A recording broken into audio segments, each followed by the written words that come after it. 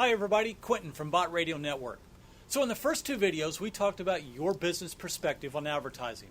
Is it a necessary evil, or is it a toolbox that you can use to tell people who you are, what you do, and how to find you? We also talked about the key to a good commercial. Today, let's talk about triggering events. For a lot of businesses, this is why once you start advertising, you should not stop. Not everybody's air conditioning fails every summer. Not everybody needs a plumber every 3 months. Not everyone buys a car every year. Remember the phrase equity position? We talked about that in the first video. An equity position is when your business advertises on my radio station, for example, and my listeners think of your business when they need your product or service. Which brings us to today's topic, triggering events. A triggering event is when something happens in a consumer's life that triggers the need or the desire for a product or service. Like a hailstorm, a son or daughter getting married, or a kid accidentally flushing her glasses down the toilet.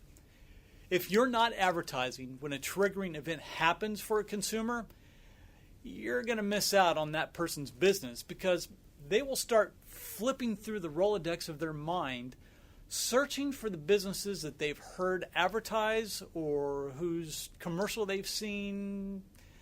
So let me ask you a question. How do you know when a triggering event will happen so you can advertise?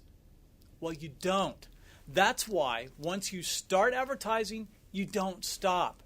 That's why you want an equity position. Aside from those emergency events like a hailstorm or having no air conditioning on the hottest day of the year, most businesses have to deal with the concept called the consumer buying cycle.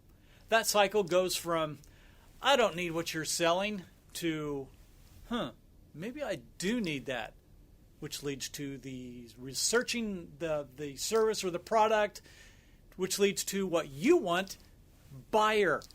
Now that cycle can vary from a couple of days to a few weeks, to months, to a year. The question is, will you be advertising when they reach the buying phase so you can have that equity position and a shot at getting their business? Again, once you start, don't stop. In the book, The 4 Keys to Advertising Success, the author says for advertising to work for your business, you need to resist the temptation for instant gratification. It takes time for consumers to get to know you and to make decisions about your product or service. I had a client tell me that he experienced this personally.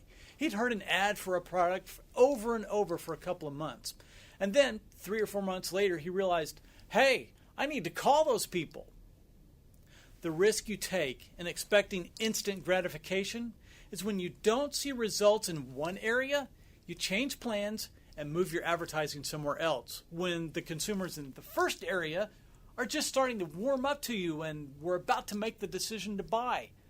Now you're gone and forgotten, and that money went somewhere else. Think about it this way. When you started your business, did you say to yourself, I think I'll do this for a couple of months and see what happens? No, you planned for the long haul. The same thing applies to advertising. You don't have to use every advertising medium available.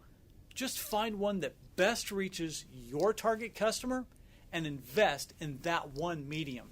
Don't fall for the shotgun approach to advertising.